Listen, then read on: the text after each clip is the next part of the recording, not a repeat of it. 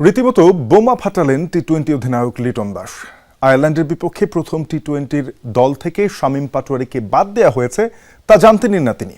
তাকে না জানিয়েই সিদ্ধান্ত নেয় বোর্ড এবং নির্বাচকদের উপরে বেজায় খেপেছেন এলকেডি। এমনকি লিটনকে নাকি বলা হয়েছে যে দল দেয়া হয়েছে তা নিয়েই হবে খেলতে। যে বুদ্ধিটা এসেছে সেই বুদ্ধিটা যদি আমাদের উপর থেকে আসতো মনে খুব ভালো হতো। সিলেক্টর আমাকে কোনো কিছু নোটিশ ছাড়াই শামীমকে বাদ দিয়ে দিয়েছে টিম থেকে। আমি শামীমরে বাদ হওয়ার পিছনে কোনো রিজন আমি দেখি না, আর আমি এটা নোটিশও পাইনি যে কেন সে বাদ করেছে, বাট ও টিমে থাকলে ভালো হতো। বাংলাদেশ আয়ারল্যান্ড টি-20 সিরিজের আগে রীতিমতো জমিয়ে তুললেন লিটন দাস।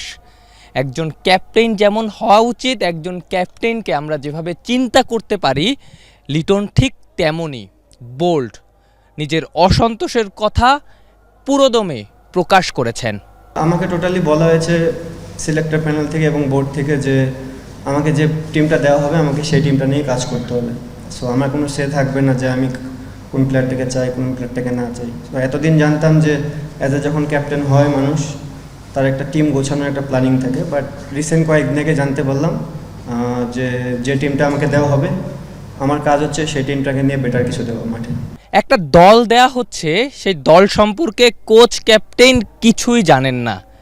এটা কি লিটন কিংবা ফিল সিমন্সের জন্য অপমানজনক? ইনসাল্টিংয়ের জায়গা বলবো না, আমার মনে হয় কোচ এবং ক্যাপ্টেনের জানা উচিত। সে জায়গা থেকে আমরা কিছুই জানি না। যদি ওয়ার্ল্ড কাপেও সেম জিনিস ঘটে আমাকে যে টিমটা দেওয়া হবে আমি সেই টিমটা নিয়ে চেষ্টা করবো 11 খেলানো। সব কিছু ছাপিয়ে এই সিরিজে লিটন ডমিনেটিং একটা জয় চান, পাশাপাশি জাকের কিংবা হৃদয়দের মতো যারা এই মুহূর্তে খানিকটা অফ ফর্মে আছেন তাদের আরও বেশি সুযোগ দিতে চান যিনি বাদ পড়েছেন সেই শামীমকেও।